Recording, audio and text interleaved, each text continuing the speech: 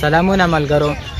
نن راغلی یم خپل سیمې ته، ننګرهار ولایت سرخرود ولسوالۍ د فتح آباد سیمه ده، چېرته کې چې بیخي له اندازې زیات چبري یا توتې زمیني کرل کېږي.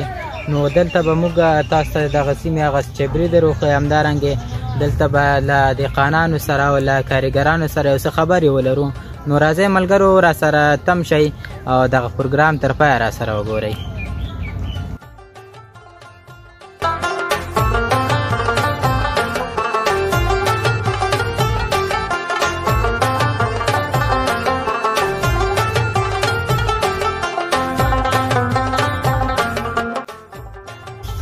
ملګرو دلته نو را سره بزګر جعفر استاد ناست ده او له ده څخه به دا وپوښتو چې تاسو څنګه دغه کښت ته مخه کړې ده او حاصلات چې ده د نورو کښتونو په نسبت څنګه ده. جعفر لالا له تا یې اورو. دا خو روجان اول خو تاسو نه مننه چې دلته په خیر راغلی. د دې باعث خو دا وشو بس دلته په افغانستان کې خاص کاروبار هم نه و. الحمدلله 15 شالګان موږ سره مصروف د دې عاید ډېر ښه دی او بس موږ چې کله نه کله ښار کې یو ځای بل ځای کې لیدل بیا هم کوشش وکړو د دې بوټي پیدا کړه او اوس هم ډېر خپل هم توجه وکړو دا کار هم شروع کړی توتې زمیني. ډېر ښه، تاسو ته په چارو کې بریا غواړو.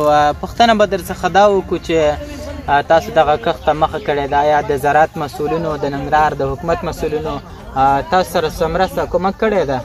اول خو تاسو نه مننه. دلته چې رسنۍ راغلي موږ نه اهل اخیستی دی، هغې خپل مسؤلیت ادا کړی. خو څه پورې د ننګرهار د کرنې ریاست لخوا نه راغلي نه دي او څه کومک هم نه دی کړی دی، چونکې دا بوټی دوایي ډېره غواړي، سره غواړي او دلته د اوبو مشکلات هم ډېر دی. پوه شوې، زراعت والا هېڅ توجه نه دی کړی دې شي ته.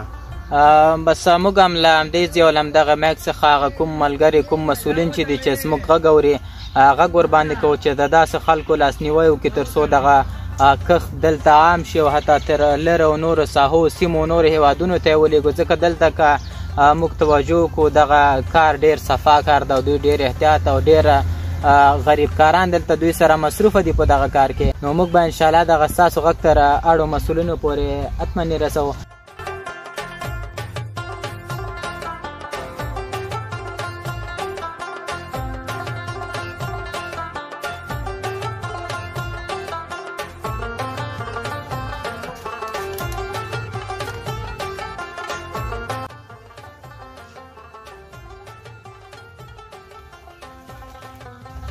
نو دلته را سره په کاریګرانو کې یو ناست ده، له ده څخه به یو څه واورو.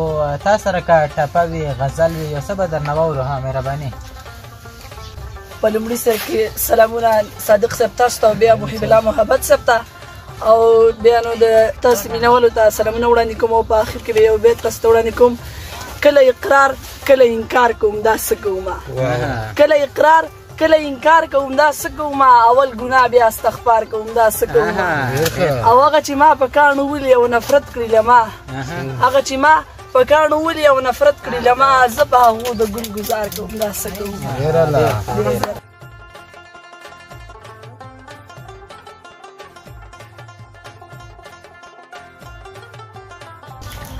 نو دلته لیدونکو را سره ولاړ د افغانستان د اسلامي امارت یو غړی ده. له ده څخه به دا پوښتنه وکړو چې د دغه خلکو غږ به تر چارواکو څنګه رسول کېږي او څنګه یې ورسوو، د میډیا له لارې به دغه غږ موږ ورسوو او له دوی څخه به هم دا واورو چې دوی تر کومه حده پورې مرسته کولی شي. قاري صاحب فرهاد څخه. السلام علیکم ورحمت الله. مننه له تاسو نه چې دلته راغلي د ولس غږ اورئ، ولس غږ تر چارواکو رسوئ او د مرستې لپاره. نو موږ انشاءالله د خلکو د دې غریبو خلکو غږ تر چارواکو رسوو، تر دغه د زراعت وزارت یا زراعت ریاست ته به رسوو، نو تر چارواکو پورې. او خلک ډېر غریب دي ځکه چې اوس دغه د نشهیي توکي به بند کړه.